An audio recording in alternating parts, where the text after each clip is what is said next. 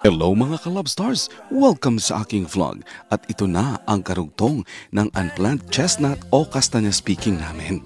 Wala talaga sa itinerary ang chestnut picking. Alam nyo naman na talagang ang mga Pilipino ay nilikha ng Diyos na madiskarte. Kaya ang lahat na nahagip sa videong ito ay mga kaibigan na madiskarte, walang kaarte-arte. Di mo pa ba i-grab?